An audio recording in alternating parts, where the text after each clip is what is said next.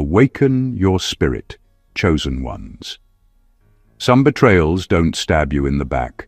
Some hand you a pen and ask you to sign your own disappearance. When a chosen one walks into a lawyer's office expecting clarity but ends up staring at fraudulent estate papers, it's not just a plot twist. It's a full-blown psychological earthquake.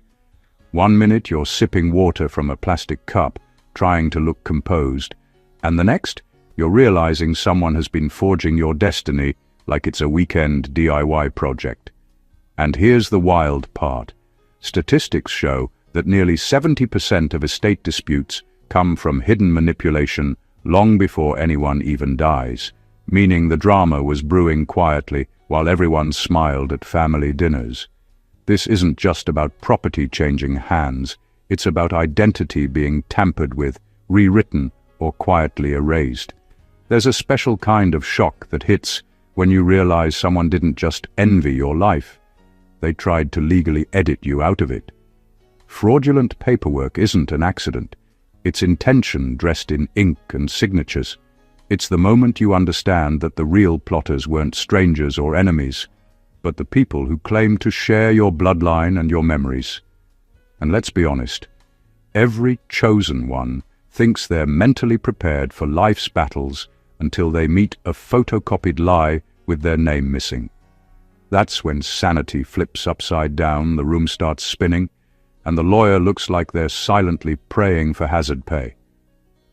The suspense isn't just in the fraud, it's in the realization that all the odd vibes, side glances, and suspicious delays finally make sense. You're not losing your mind, you're discovering how long they've been playing with it. It's dramatic, it's painful, and yes, it's a little darkly funny, because only life can turn a simple estate meeting into a psychological thriller with you as the confused protagonist and the world's quietest villains sitting across the table pretending nothing is wrong. This is where the story begins, not with anger, but with revelation. And once truth enters the room, every hidden scheme has no place left to hide. Number 1. They finally realize the estate was never about property. It's a test of who respects truth when money enters the room. When a chosen one sits in that lawyer's office and sees fraudulent estate papers, something much deeper breaks than their composure. That moment hits with the force of a lifetime of suppressed truths. It becomes painfully clear that the estate was never the real issue. The land, the money, the documents, those are just props. The real story hiding beneath it all is how people behave when an opportunity appears to rewrite reality in their favor. Money doesn't change people. It simply removes whatever thin layer of decency they were using to cover their intentions.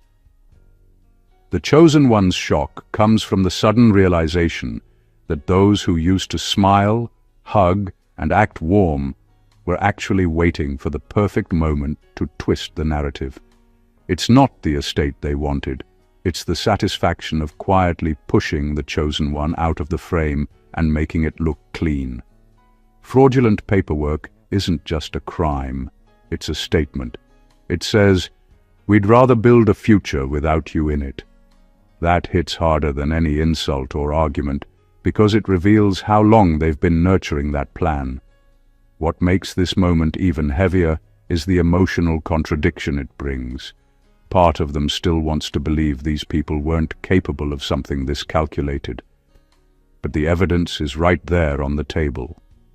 Every signature, every altered detail, every missing line points to someone who sat down and deliberately chose deceit over honesty. It exposes a level of disrespect that words could never capture.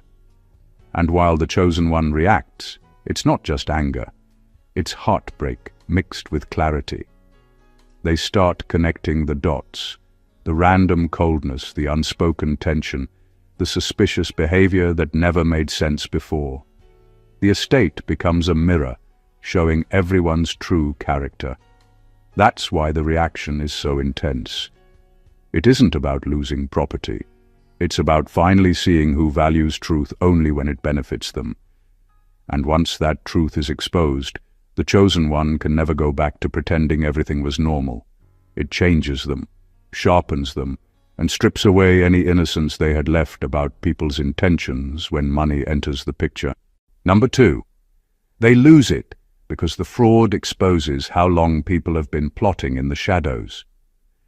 When the chosen one finally sees the fraudulent estate papers, the shock isn't just about the document itself, it's about the revelation of time and intent.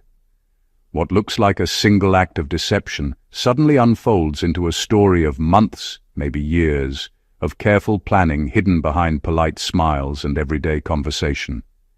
Each signature, each altered clause, each omission becomes proof that this wasn't a spur-of-the-moment decision. Someone invested effort, patience, and secrecy into manipulating their reality, and the chosen one finally understands just how calculated it all was. The realization hits like a punch because it's not only betrayal, it's premeditated betrayal.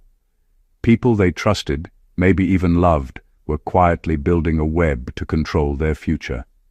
It's a slow, insidious kind of horror when you see that every casual interaction, every small slight, every awkward silence was part of a larger blueprint designed to undermine you. What seems like minor annoyances over the years suddenly take on a darker meaning. The chosen one starts tracing back every moment, recognizing patterns they ignored or dismissed. The fraud in that office becomes the key that unlocks all the hidden motives. The intensity of their reaction comes from the sudden clarity that this is bigger than just stolen assets. It's a history of secret schemes, of people manipulating events, conversations, and perceptions, all in hopes of gaining advantage when the time was right. The chosen one isn't just angry. They are confronting the sheer audacity of people who plotted meticulously, believing they could erase them quietly and without consequence. There's a mix of disbelief and rage because the chosen one realizes they were underestimated for so long. They weren't just victims of a legal trick, they were the target of a long game designed to rewrite their destiny. And in that moment, the shock forces them to face the cold truth. People will plan in the shadows, but the chosen one, now fully aware, can see the entire structure. That revelation alone is enough to shatter composure, ignite determination, and change how they navigate every relationship from that day forward. Number 3, they realize the people they grew up protecting were quietly preparing to erase them on paper. There's a devastating clarity that hits the chosen one the moment they see the fraudulent estate papers. It's not just about money or property, it's the crushing awareness that the people they once shielded, defended, and loved were secretly plotting to erase them. All those years of loyalty, of standing up for family, of taking responsibility for others' mistakes, suddenly feel like a fragile illusion.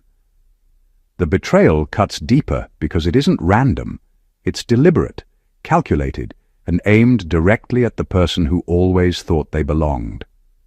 That moment in the lawyer's office strips away the comforting stories the chosen one told themselves about family, love, and mutual respect. They realize that every sacrifice they made, every time they swallowed pride to keep peace, was observed not with gratitude, but with calculation. Someone they trusted enough to protect was quietly writing a different ending for them, one in which their name might not even appear. And it isn't abstract. It's right there in black and white, undeniable, staring back at them with the cold precision only a legal document can provide.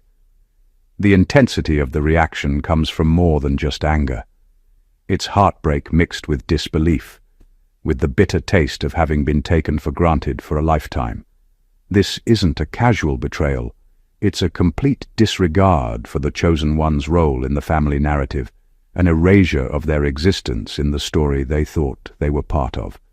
And in that recognition, the chosen one sees a pattern of silent manipulation that has been building for years.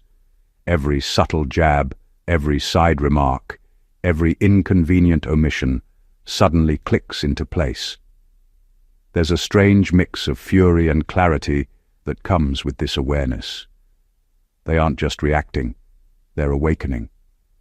That office, that piece of paper, becomes a mirror reflecting everything they thought they knew about loyalty and family. It's a painful, shattering truth. The ones they protected were never necessarily protecting them back. And while that realization is gut-wrenching, it also ignites a spark. Once you see the lengths people will go to erase you, you can never allow yourself to be invisible again. The chosen one loses it because they finally understand the stark contrast between devotion and deceit, and it changes everything. Number 4, they understand that the estate isn't the loss, the trust is. The moment the chosen one sees the fraudulent estate papers, the shock isn't just about money or property. It's the gut-wrenching awareness that trust, the foundation they built their life on, has been shattered. The documents aren't just legal fictions. They are proof that people they believed in, people they counted on, could deliberately deceive them. That realization hits harder than any financial loss because property can be regained, contested, or replaced, but trust, once broken, is gone forever. The chosen one isn't just processing a piece of paper, they're grappling with the collapse of relationships they thought were solid. What makes it worse is the slow, creeping understanding that every interaction, every promise, every reassuring word from those people has been undercut by intent. They begin to see the patterns they missed, the little lies, the small manipulations, the times they were ignored or belittled, all pointing to a long, quiet erosion of honesty. And it all comes together at once in that office. The betrayal isn't sudden, it's cumulative, built over years, and the paper just exposes it for what it truly is. The chosen one loses it not because they are weak, but because the foundation they trusted to navigate the world has been pulled out from under them. There's a bitter clarity in that moment. Property can be fought over, but trust can't. You can sue for a signature, but no court can force someone to be honest or loyal. That's why the weight of the discovery is so unbearable. The chosen one realizes that people they counted on could manipulate facts, bend laws, and rewrite reality itself without a second thought. The betrayal is personal, intimate, and impossible to ignore. And in that breakdown, there's a turning point. The chosen one isn't just shocked, they're awake. They now understand that relationships built on trust are fragile, and that life will demand vigilance, clarity, and discernment going forward. The estate is just the trigger. The real loss is the naive belief that people will honor truth when it conflicts with their self-interest. And once that realization sinks in, nothing feels the same again. Number 5, they see how much others fear their rise to the point of trying legal manipulation to block it. When the chosen one looks at fraudulent estate papers, the anger isn't just about the act itself, it's about the message behind it. It suddenly becomes clear that this wasn't about greed alone, it was about fear. People close to them, the ones who should have been allies, or at least neutral, were terrified of what the chosen one could achieve. The documents are proof that their rise, their success, their very presence was seen as a threat, and those people were willing to twist laws, forge signatures, and manipulate reality to keep them from stepping into their full potential. The realization is jarring. They begin to understand that every small resistance, every subtle attempt to undermine them, every hesitation from those they trusted wasn't random, it was born from fear. It wasn't envy in the casual sense. It was calculated, deliberate, and strategic. People plotted in silence, thinking that by controlling the estate, they could control the chosen one's trajectory. And the moment that hits, the chosen one can't hold back. The meltdown in that office is the collision of anger, disbelief, and the weight of seeing fear disguised as civility. It's more than a legal matter. It's a psychological revelation. They understand that fear can drive people to extremes, to do things that would shock an outsider but seem logical to someone who feels threatened. The chosen one sees how fragile others are when faced with someone who refuses to stay small, someone who refuses to be written out of the story. The fraudulent estate becomes a mirror, reflecting not just deceit, but insecurity, weakness, and desperation, disguised as control. In that moment, the chosen one isn't just reacting to a document, they're witnessing a truth about human behavior. They see how much power they hold simply by existing authentically and unapologetically, and how some people will go to extraordinary lengths to try to stop it. The breakdown is inevitable, because the realization is enormous. People fear your light so much that they will attempt to snuff it out, using every tool at their disposal. And once you see that, nothing about your world feels safe or familiar again. It changes how you move, who you trust, and how fiercely you guard your rise. Number 6. They realize the lawyer's office is actually a battlefield, disguised with polished wood and contracts. The moment the chosen one steps into that lawyer's office and sees fraudulent estate papers, the room transforms. What once seemed like a neutral, formal space suddenly feels like a war zone. Polished wood, leather chairs, and soft lighting hide the reality. This is where battles over identity, legacy, and truth are fought. Not with swords or guns, but with signatures, clauses, and fine print. Every piece of paper on that desk carries weight far heavier than it seems, and every nod from the lawyer is a reminder that the rules of this battle are subtle but brutal. The chosen one realizes that they have been invited into a space where perception is manipulated and appearances are weaponized. The smiles, the calm tone, the slow unfolding of documents, none of it is innocent. It's all strategic. Fraudulent papers are the artillery, and every clause is a trap set to test resilience, patience, and awareness. The intensity of the moment isn't just about deceit, it's about the clarity that comes when you finally see how quietly, meticulously, people can wage war against you while pretending to follow the rules. In that office, the chosen one understands that conventional defenses, anger, logic, pleading, aren't enough. This is a battlefield that requires presence of mind, courage, and the ability to see through layers of deception. It's a psychological minefield where one wrong step, one overlooked detail, can have permanent consequences. And the deeper realization is terrifying.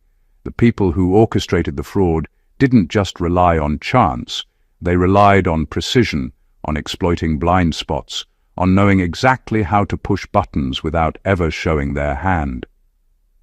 The meltdown happens because the chosen one is seeing the enormity of it all at once. The room is no longer just a place for legal proceedings. It's a proving ground.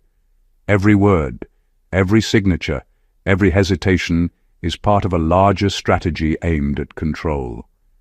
And as the layers peel away, they finally understand that surviving this requires more than patience. It requires seeing the battlefield for what it truly is, and stepping onto it with eyes wide open, refusing to be outmaneuvered, erased, or underestimated. Number 7. They see the generational curse trying to continue through paperwork. When the chosen one stares at fraudulent estate papers, the shock isn't just about one act of deceit. It's the realization that this is the latest chapter in a story that has been repeating for generations. Families have patterns, cycles that quietly pass from one generation to the next: jealousy, sabotage, favoritism, and the need to control. What looks like a single betrayal is actually a continuation of these old wounds, now modernized and executed with legal precision. The chosen one loses it because they suddenly see themselves not just in this moment, but in a line of people who were always expected to bend, accept, or disappear quietly. The papers are more than ink on a page. They are a manifestation of inherited dysfunction. They reveal how deeply rooted the fear, greed, and manipulation run in the family. The chosen one starts connecting dots, the small betrayals ignored, the favoritism that never made sense, the subtle ways authority and influence were used to control outcomes. All those moments, which might have seemed isolated or personal, are actually strands of a larger recurring pattern. It's as if the fraud is whispering, "This is how it's always been, and this is how it will continue unless someone breaks the cycle." That recognition is heavy, almost suffocating, because it shows the chosen one that the fight isn't just against current deceivers, it's against history itself. Every signature, every clause, every forged detail is a modern echo of battles fought decades before. And the anger and heartbreak are intensified because this isn't a random act.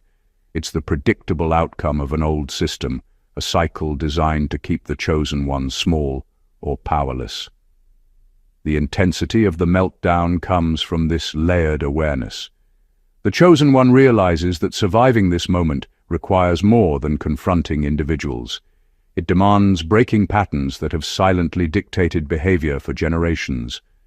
The estate fraud becomes a catalyst for awakening, forcing them to see the legacy they've inherited and to decide whether they will be another victim of it, or the first in their line to finally break free.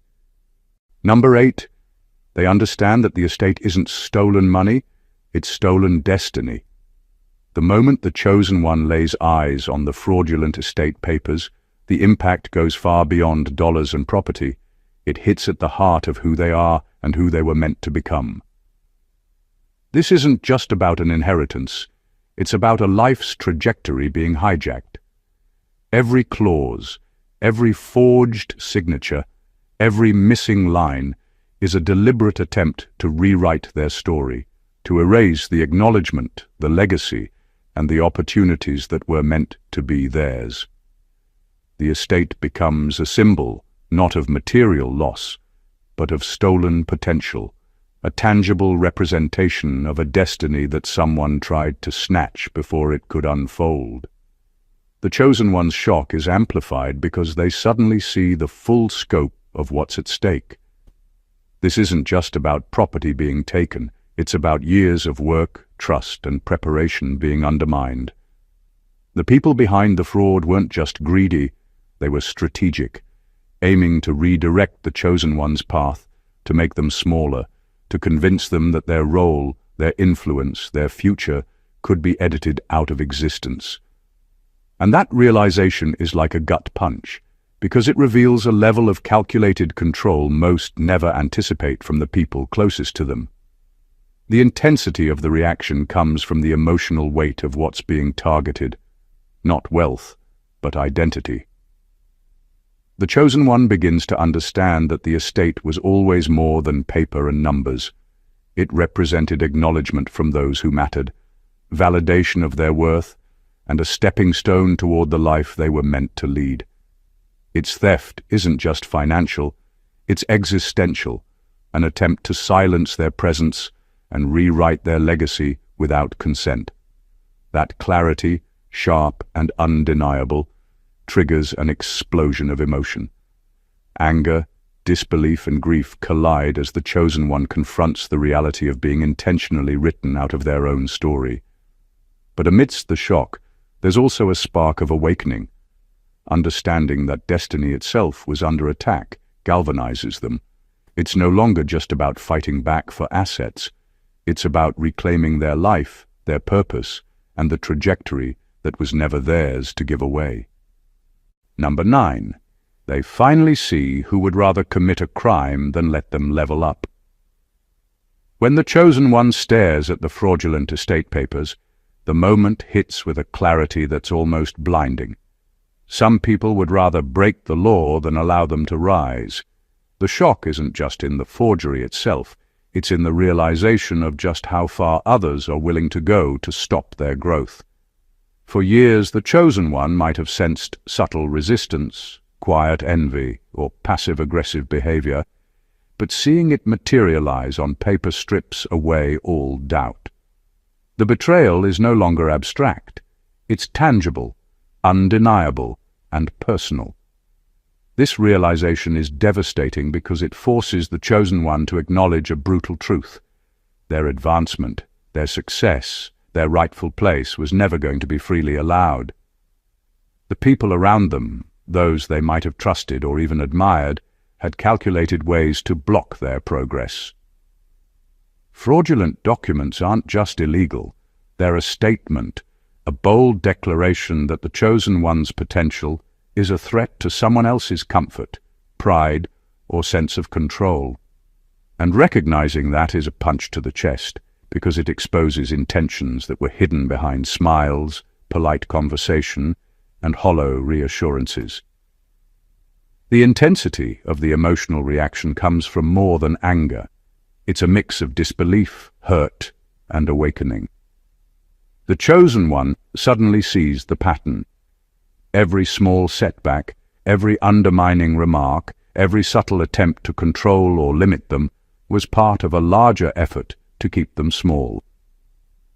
And now it's crystallized in the most official way possible, through documents designed to erase or reroute their path. In that moment, the chosen one understands that their rise has always been opposed by people willing to play dirty, bend rules, and commit crimes rather than face the reality of someone leveling up in life. It's a bitter, shattering truth, but it also becomes a catalyst. That realization fuels clarity, determination, and resolve. They aren't just fighting for an estate.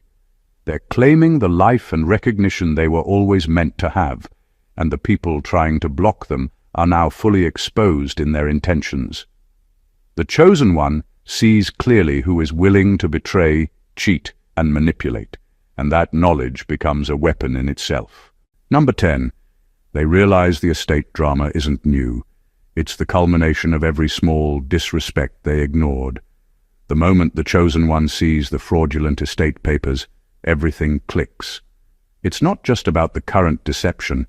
It's about all the little moments that, at the time, seemed insignificant. Every side comment, every dismissive glance, every subtle undermining, every time their voice was minimized or ignored, all of it comes rushing back with a brutal clarity. The estate fraud isn't an isolated act. It's the apex of a long pattern that has been building quietly, piece by piece, over the years. That's why the reaction feels so explosive. It's not just shock. It's the cumulative weight of a lifetime of being undervalued finally manifesting in undeniable proof. The chosen one suddenly sees the full tapestry of subtle betrayals. Those times they were passed over, talked over, or treated with condescending politeness now make sense. They weren't random lapses in judgment or personality quirks. They were the same pattern that has now been expressed legally, in black and white. The small acts of disrespect were the early warning signs, the foundation of a strategy to manipulate and control, and the fraudulent papers are the apex, the proof that those patterns were intentional, persistent, and real. That realization is devastating because it forces the chosen one to confront not only the immediate betrayal, but also their own past leniency. They understand that by ignoring or forgiving those small slights, they allowed the environment in which this fraud could happen. And yet, within the heartbreak and anger, there's clarity. They can finally see the landscape for what it truly is. A series of actions and intentions that have been pointing to this moment all along. The meltdown in the office is unavoidable because the chosen one isn't just reacting to legal deception. They're processing years of subtle manipulation condensed into a single, undeniable act.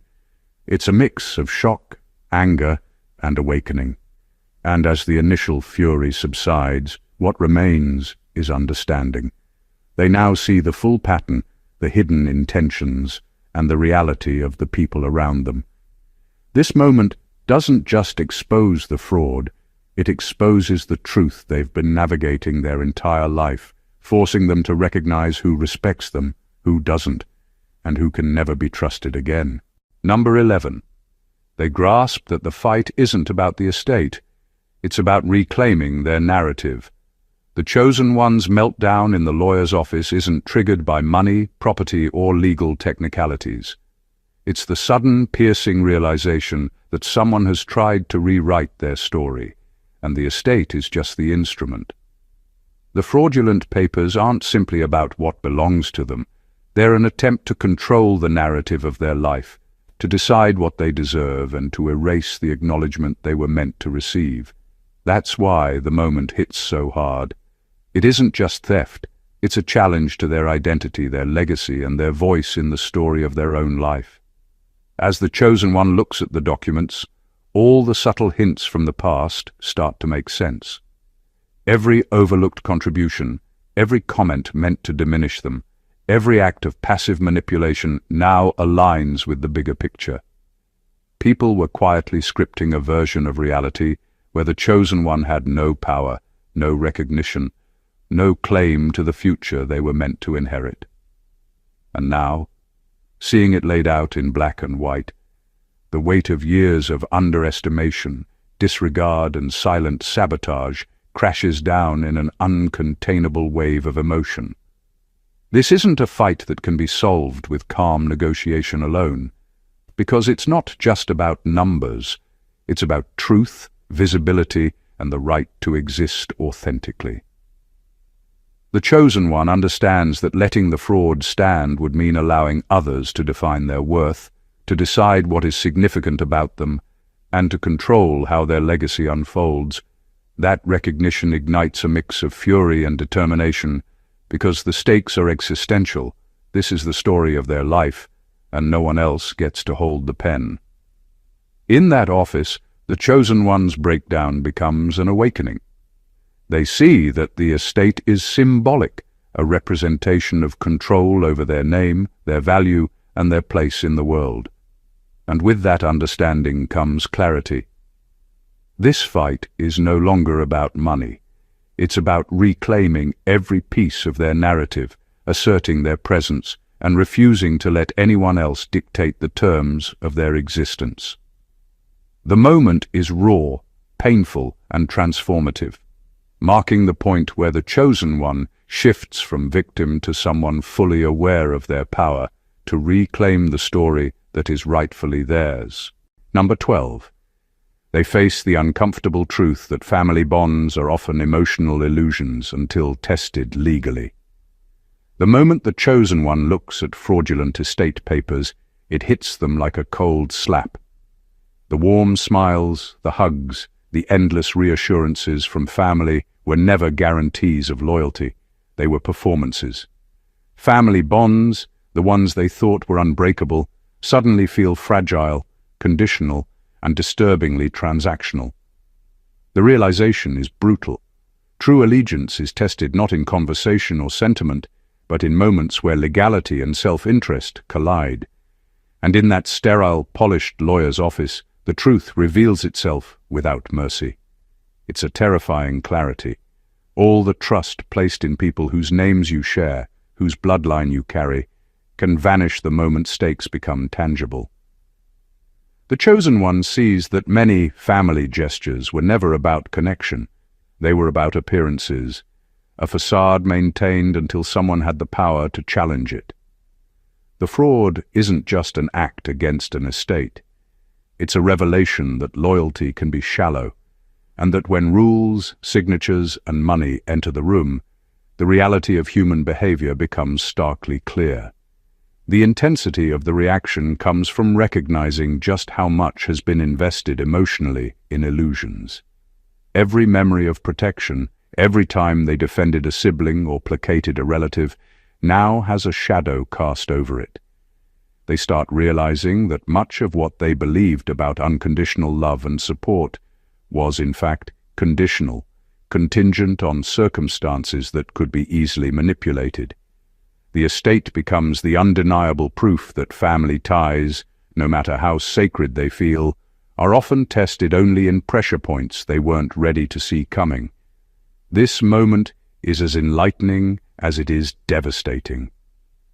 The chosen one's meltdown isn't weakness, It's the confrontation with raw reality. Bonds can fracture under pressure, people reveal their true priorities when legality overrides emotion, and trust, even among family, is a fragile commodity. In that instant, the chosen one understands that the paper in front of them is far more than legal fraud. It's a mirror reflecting the truth about relationships, loyalty, and the human capacity for self-interest disguised as kinship. And once you see it, nothing in family ever feels entirely the same again. Number 13.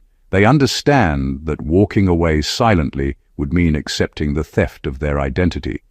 The chosen one's meltdown in the lawyer's office isn't just about frustration or anger, it's about identity being challenged and nearly stolen.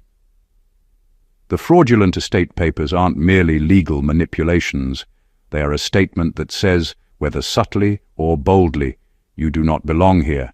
Your claim, your worth, your place, it can be erased.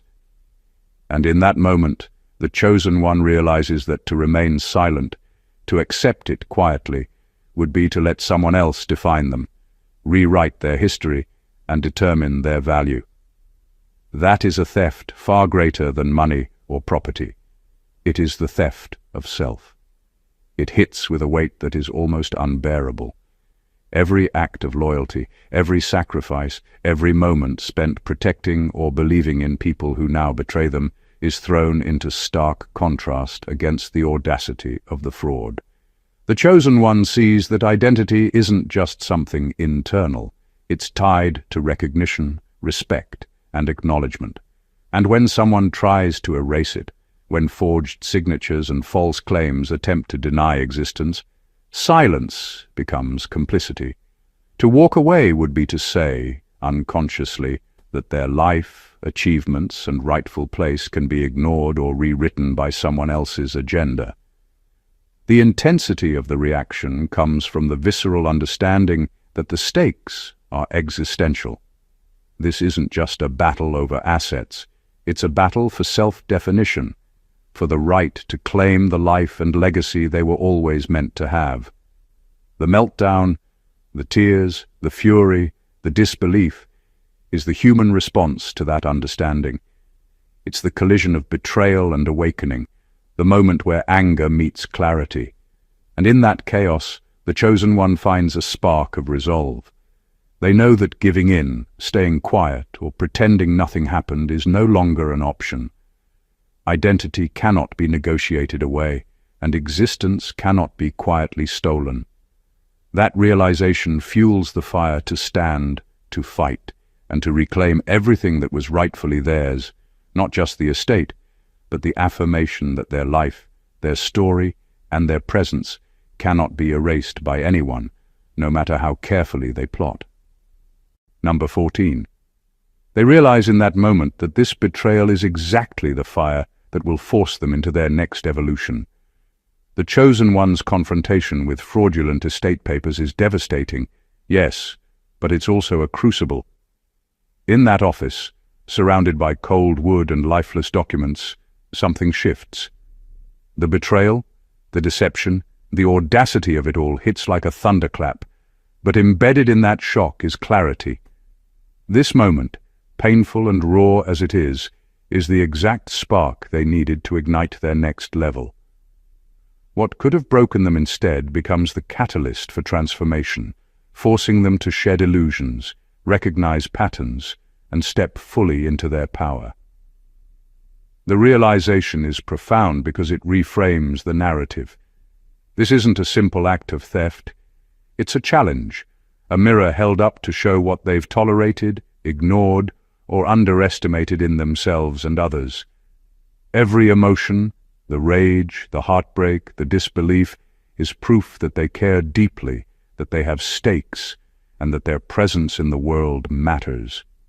And that fire, the emotional upheaval, the shaking of foundations, isn't meant to destroy them, it's meant to refine them.